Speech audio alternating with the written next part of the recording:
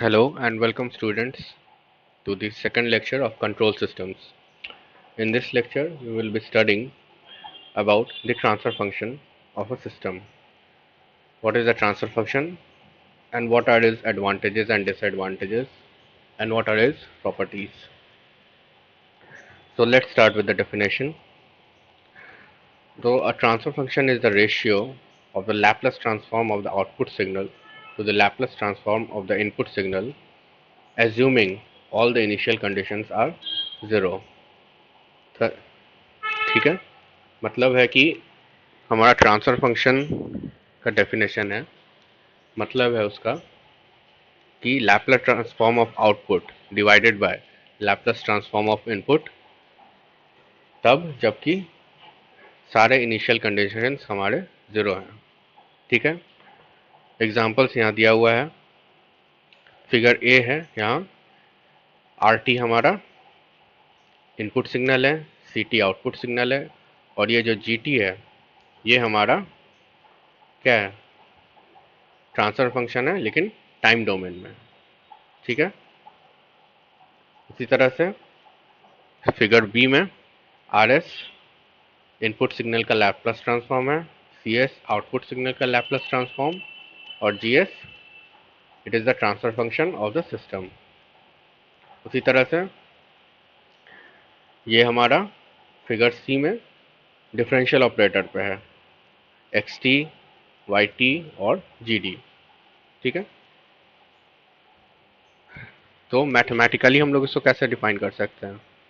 Ji S equal to, G S हमारा क्या है, ट्रांसफर फंक्शन लैप्लस डोमेन में, equals to C S divided by R S when all the initial conditions are 0. Now let us see an example. The example says determine the transfer function of the system shown in figure 3.2. This is our, what can you say, a network problem.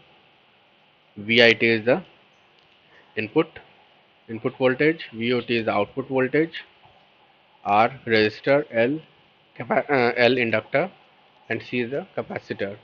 C is connected in parallel. So now we have to find the transfer function of this system. Okay, ठीक है. तो यहाँ क्या है, हमारा input है initial voltage, sorry input voltage, output क्या है वी, और बीच में हमारा क्या है आर, एल और सी कनेक्टेड है सिस्टम में. ठीक है, सॉल्यूशन देखते हैं. सबसे पहले हमको क्या करना होगा, ये सारा क्या है V I T, V O T, ये सब टाइम डोमेन में है. ट्रांसफर फंक्शन निकालने के लिए क्या करना होगा हमको, सबसे पहले टाइम डोमेन से फ्रीक्वेंसी डोमेन में हमको यहाँ कन्वर्ट करना पड़ेगा सिस्टम को.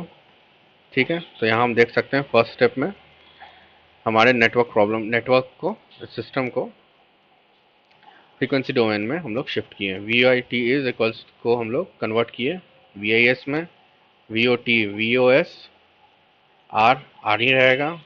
ठीक है, आर क्या होता है, रियल नंबर होता है ना, तो इसलिए आर सेम ही रहेगा. एल एल एस हो गया, ठीक है ना, और कैपेसिटर का 1/CS. और ये है हमारा करंट, इसका डायरेक्शन हमारा क्लॉकवाइज लिया गया है, आई एस करंट है. ठीक है, केवीएल हम लोग ले रहे हैं फर्स्ट लूप में, तो क्या आएगा V I S equals to R plus L S plus 1/CS in common with I S, that is I S R S plus I S into L S plus I S by C S. ये हमारा KVL होगा first loop से. ठीक है, second loop का KVL V O S equals to I S by C S. ठीक है, यहाँ पे अगर तो डिफ़िकल्ट हो तो आप एक बार कॉपी में ड्रॉ करके इसको एक बार प्रैक्टिस कर लीजिएगा, वहाँ से ठीक से क्लियर हो जाएगा. ठीक है ना, तो यहाँ हमारा दो इक्वेशन निकल गया है वी आई एस और वी ओ एस का. ठीक है, नेक्स्ट स्टेप में हम लोग आई एस निकाल रहे हैं, क्योंकि आई एस को हमको रिप्लेस करना होगा. तो आई एस क्या यहाँ से निकाल सकते हैं हम लोग, I S equals to V O S divided by 1/CS, जिसको लिख सकते हैं सी एस यहाँ ऊपर चला जाएगा, C S equal sorry I S equals to C S into V O S. इससे हमारा आई एस निकल गया और इस आई एस को हम लोग यहाँ रिप्लेस कर देंगे। यानी यहाँ क्या लिख सकते हैं हम लोग, C S into V O S यहाँ लिख सकते हैं।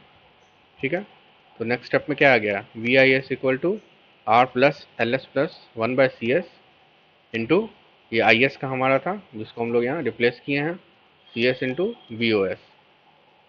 वी ओ एस को हम लोग यहाँ ले जा सॉरी वी आई एस को यहाँ ले जा रहे हैं और इसको यहाँ ले आ रहे हैं। तो क्या होगा, V O S divided by V I S equals to one by R S plus L S plus one by C S multiplied by C S. इसको अंदर मल्टीप्लाई करेंगे तो क्या आएगा, L C S square plus R C S plus C S cancel होगा तो one. तो final मेरा ट्रांसफर फंक्शन क्या आ रहा है, G S equals to G S यहाँ क्या है, V O S by V I S. ठीक है ना, तो G S equals to one by L C S square plus R C S plus one. ठीक है, फाइनल हमारा ट्रांसफर फंक्शन निकल गया यहाँ से। नेक्स्ट हमारा जनरल फॉर्म क्या होता है ट्रांसफर फंक्शन का, तो जनरल फॉर्म ये होता है के हमारा गेन हो गया, कोई एक कांस्टेंट टर्म है K, S minus Z one into S minus Z two till S minus Z M divided by S minus P one S minus P two dot dot dot till S minus P N equals to क्या लिख सकते हैं, के equals के constant term हमारा जैसे हम लोग डी सी गेन करते हैं equals to summation S minus Z one by summation of S minus Z J या पी जे यहाँ कर सकते हैं, पी जे होना चाहिए sorry, where Z one Z two till Z M are called zeros. यानी ये हमारा जो है न्यूमरेटर में डिनोमिनेटर वाला ये Z one Z two Z M ये हमारे जीरोज है और ये डिनोमिनेटर में P one P two P N ये सब हमारा क्या है, पोल्स है। इनको पोल्स कहते हैं, P one P two P N को, और ऊपर न्यूमरेटर वाले को Z one Z two Z N को जीरोस कहते हैं। ठीक है, always number of poles will be greater than the number of zeros. किस केस में, जब हमारा ट्रांसफर फंक्शन प्रॉपर हो। ठीक है ना, प्रॉपर ट्रांसफर फंक्शन में हमेशा हमारा नंबर ऑफ पोल्स जिसको हम यहाँ n से डिनोट कर रहे हैं, ये n will always be greater than the number of zeros m। ठीक है ना, only in the case of proper transfer function. ठीक है ना, और हमेशा प्रॉपर हम लोग हमेशा फ्रैक्शन हमेशा प्रॉपर में ही रखते हैं, तो इसलिए हमेशा हम लोग कह सकते हैं कि number of poles will always be greater than or equal to the number of zeros. ठीक है, एग्जाम्पल हम लोग कर लेते हैं। नेक्स्ट क्वेश्चन है, obtain the pole zero map of the following transfer function. ठीक है, पोल जीरो मैप हमको निकालना है, कहाँ कहाँ पोल है इस ट्रांसफर फंक्शन का, कहाँ कहाँ जीरो है, उसको प्लॉट करना है हमें। ठीक है ना, तो ट्रांसफर फंक्शन है G S equals to S minus two into S plus two plus J four into S plus two minus J four upon S minus three into S minus four into S minus five into S plus one plus J five into S plus one minus J five. ठीक है, तो इसको हम लोग कैसे solve करेंगे पहले देख लेते हैं। सबसे पहले क्या करना होगा, हमको सारा पोल्स और जीरोस निकालना होगा। तो कैसे निकाल सकते हैं, जीरोस के लिए न्यूमरेटर को इक्वल्स टू ज़ीरो हमको करना होगा, यानी S minus two S plus two plus J four into S plus two minus J four equals to zero. एक इक्वेशन ये बनेगा, इससे हमारा एस का वैल्यूज़ क्या क्या आएगा, S equal to two, S equals to minus two minus J four और S equals to minus two plus J four. इसी तरह से पोल्स को भी करेंगे, डिनोमिनेटर को zero, S minus three into S minus four into S minus five into S plus one plus J five into S plus one minus J five equals to zero. इस equation से निकलेगा हमारा poles, that is S equal to three, S equal to four, s equal to 5, s equals to -1 minus j5 and s equals to -1 plus j5. ठीक है, तो summarise करते हैं हम लोग यहाँ. तो जीरोस क्या क्या निकला, s equals to 2, s equals to -2 minus j4, s equals to -2 plus j4. ठीक है, और poles s equals to 3, s equals to 4, s equals to 5, s equals to -1 minus j5 और s equals to -1 plus j5. ठीक है, अब इसको हम लोग एक प्लॉट पे प्लॉट कर लेते हैं इसको, पोल्स और जीरोस को. ठीक है, ये हमारा एक एस प्लेन है. एस प्लेन में क्या होगा, ये हमारा रियल एक्सिस है और ये इमेजिनरी एक्सिस है. ठीक है ना, इमेजिनरी एक्सिस को हमको जे से डिनोट कर रहे हैं, जे ओमेगा, और ये हमारा सिग्मा हो गया, सिग्मा एक्सिस. सिग्मा एक्सिस हमारा रियल है और जे ओमेगा हमारा इमेजिनरी है. Yes, so now this is the S plane. We have to plot the poles and zeros here. So the zeros are s equal to 2. So here this is the s equal to 2 mark here. This is the 0, this circle. Then the next is s equals to -2 minus j4, s equals to -2. So in the left side this is the -2 line, and j4, this is on the imaginary axis 4. Okay, so this is the 4. So here this circle is the corresponding 0. Next is s equals to -2 minus j4. Sorry. This is s equals to -2 minus j4, and this is the s equals to -2 plus minus s equals to -2 plus j4. Once again, I am repeating.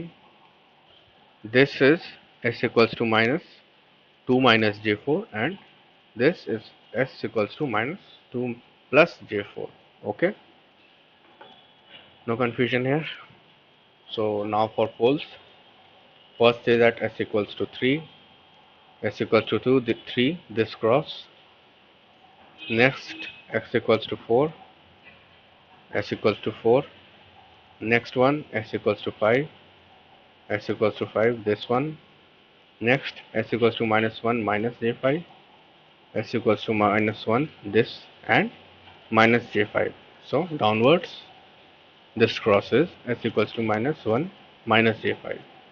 Next s equals to -1 plus j5. So this one, this cross is s equals to -1 plus j5. Okay, so this solves this question. Moving on to the next topic, the properties of the transfer function.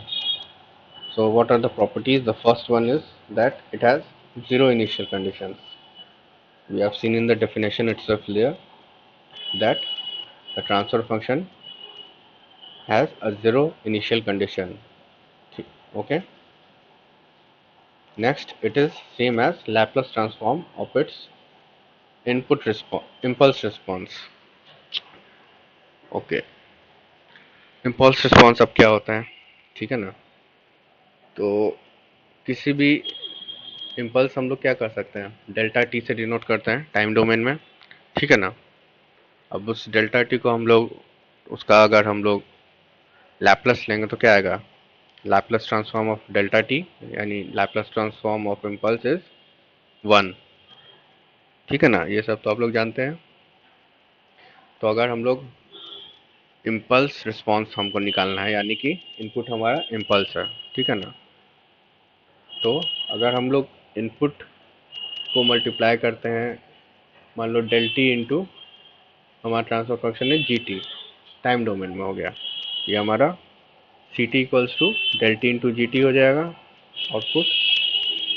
अगर इसको हम Laplace transform में convert करेंगे तो क्या होगा, C S equals to R S into Laplace transform of del T.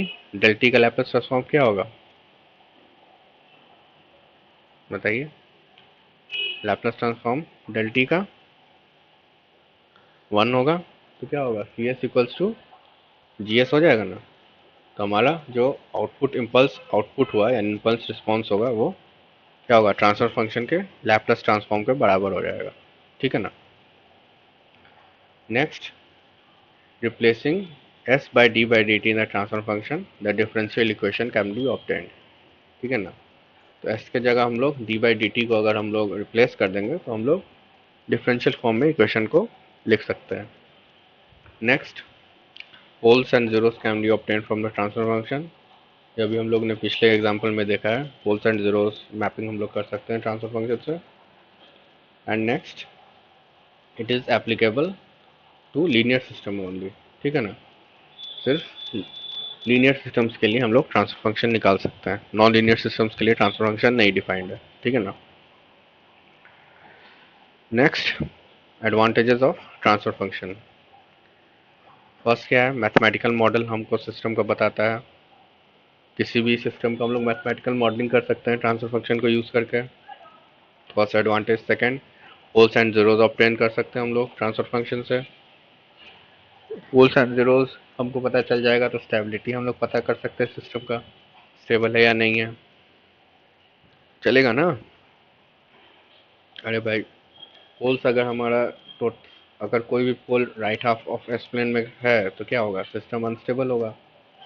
तो इससे पता चल गया ना सिस्टम स्टेबल होगा कि नहीं स्टेबल है। ठीक है। Next is impulse response can be found. तो अभी बताएं इम्पल्स रिस्पॉन्स कैसे फाउंड आउट होगा। ठीक है। Last, next, disadvantages of transfer function. Advantage के साथ कुछ डिसएडवांटेज भी होता है। तो फर्स्ट है क्या, एप्लीकेबल ओनली फॉर,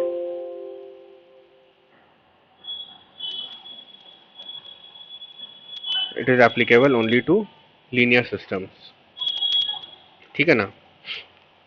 पिछले ही बार देखे थे हम लोग, सिर्फ लीनियर सिस्टम के लिए डिफाइंड है, नॉन लीनियर सिस्टम के लिए हमारा ट्रांसफर फंक्शन डिफाइंड नहीं है, तो ये एक लिमिटेशन है इसका। ठीक है। Next, not applicable if initial condition can not be neglected. ठीक है ना। कुछ कंडीशंस होता है जिसमें इनिशियल कंडीशन हमारा दिया हुआ होता है, उसको हम लोग निगलेक्ट नहीं कर सकते हैं, तो उस कंडीशन में हम लोग को ट्रांसफर फंक्शन हम लोग का डिफाइंड नहीं हो पाएगा, क्योंकि ट्रांसफर फंक्शन के लिए इनिशियल कंडीशन हमको जीरो चाहिए। ठीक है ना। Next, it gives no information about the actual structure of physical system. सिर्फ इनपुट और आउटपुट का रिलेशन दिखाता है हमको, सिस्टम के बीच में क्या है वो तो पता नहीं चल रहा ना, it is a black box. ठीक है ना। सिस्टम इनपुट और आउटपुट के बीच में हमारा क्या है, कन्वर्टर है, इन्वर्टर लगा है, रजिस्टर है, कैपेसिटर है, इंडक्टर है, क्या है, किस स्टेट में है, ऐसा कोई इन्फॉर्मेशन नहीं है। सिर्फ इनपुट और आउटपुट का हमारा एक तरह से क्या है, रेशियो है लैपलेस डोमेन में। ठीक है ना। तो ये हमारा डिसएडवांटेज हो गया ट्रांसफर फंक्शन का। ठीक है। तो इस सेशन को यहीं रैप अप करते हैं हम लोग। अगर कोई डाउट्स है आप लोगों का तो कमेंट सेक्शन में आप लोग डाल सकते हैं। ठीक है ना। और चैनल को सब्सक्राइब कर लीजिए कि जब भी कोई नया वीडियो आएगा कोर्स का तो आप लोगों को नोटिफिकेशन चला जाए। ठीक है। Thank you for this lecture, see you in next class.